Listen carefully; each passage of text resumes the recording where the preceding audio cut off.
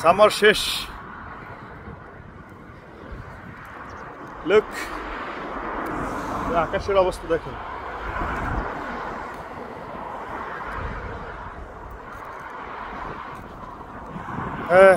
Kind of আর কি, maybe এই মাসে আর কয়েকদিন হয়তো সূর্য দেখা যাইতে পারে, but eventually it's like almost over, you know.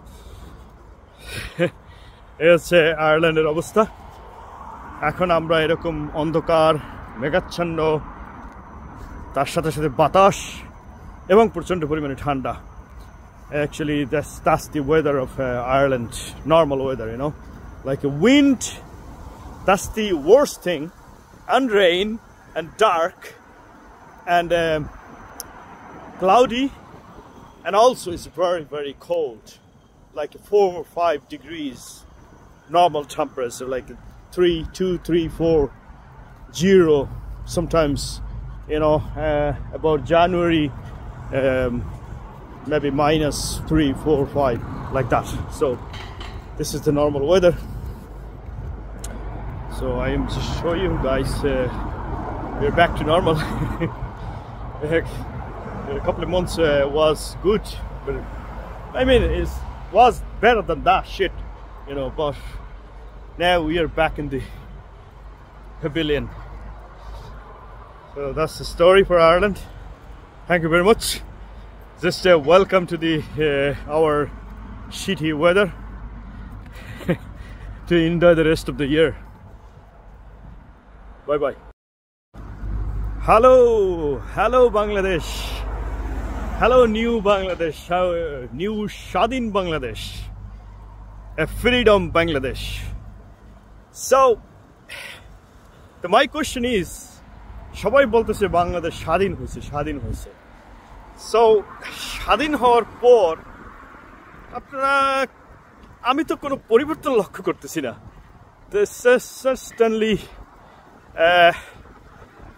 সামান্য যে কিছু জিনিস যেটা করাপ্টেড হয়েছিল কিছু জায়গায় একটু টুকিটাকি লক্ষ্য করা যাচ্ছে, but rest of the thing is the same. আমি সরকারের সমালোচনা করবো না, আমি অতি নগণ্য একজন সাধারণ জনতা। সো আমি জাস্ট শুধু বলতে চাই যে আপনারা যারা নেতাকর্মীরা বর্তমান অন্তর্বর্তীকালের সরকারের সমালোচনা করতেছেন, তারা একটু সমালোচনা না করে, ওইভাবে সমালোচনা করলে কোনো সমস্যার সমাধান হয় না। যেটা আমি আগের একটা ভিডিওতে বলছিলাম যে আপনারা মানববন্ধন, এই যে চাওয়া, আপনাদের দাবি দেওয়া, এই সমস্তগুলা কেন সচিবালয়ের সামনে করতে হবে? এগুলো আপনি স্ব স্থানে করেন। যারা এই 18 বছরে 17-18 বছরে যারা নির্যাতিত নিপীড়িত হয়েছেন, আপনারা স্ব স্থানে আপনারা অভিযোগ দায়ের করেন থানায়, অর্থাৎ অভিযোগ তো থানায় দায়ের করতে হবে না। আর যে সমষ্টিগত যে অভিযোগগুলো আছে, সেই অভিযোগগুলো আপনারা স্ব জায়গায় আপনাদের নিজ জেলায় বা বিভাগে আপনারা অভিযোগগুলা করতে থাকেন।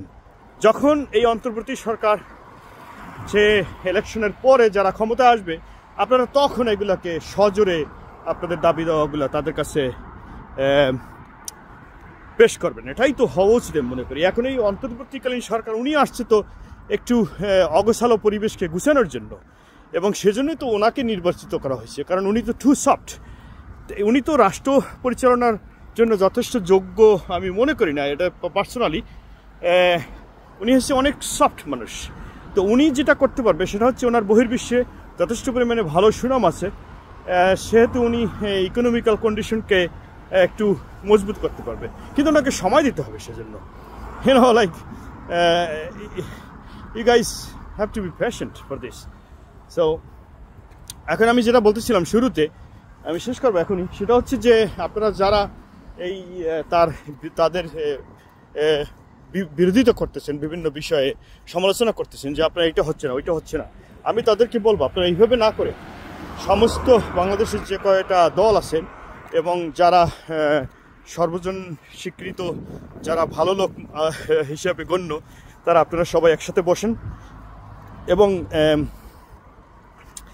একসাথে একটা বড় অনুষ্ঠানের আয়োজন করে বা সভা বা যে কোনো একটা জায়গায় বৈঠক করে আমার মনে হয় অতি দ্রুত একটা সিদ্ধান্ত আসা উচিত। বিকজ আমার মনে হচ্ছে যে এই অন্তর্বর্তীকালীন সরকার আসলে কিছুই করতে পারবে না। ওনাদের যথেষ্ট পরিমাণে প্রজ্ঞা এবং মেধা জ্ঞান বাংলাদেশের প্রেক্ষাপটে আমি বলছি। তো সেক্ষেত্রে এখানে শক্ত অবস্থানে যাওয়ার জন্য ভূমিকা পালন করতে হবে। কারণ আমি সব ভাঙ্গাই বলতে চাই না, তবে আমাদের একটা নির্বাচিত সরকার দরকার অতি দ্রুত। তাহলে এই যে বিশৃঙ্খলা এখন হইতেছে বিভিন্ন জায়গায়, এটা দমন করা সম্ভব। ধন্যবাদ সবাইকে। আসসালামু আলাইকুম ওয়া রাহমাতুল্লাহি ওয়া বারাকাতুহু।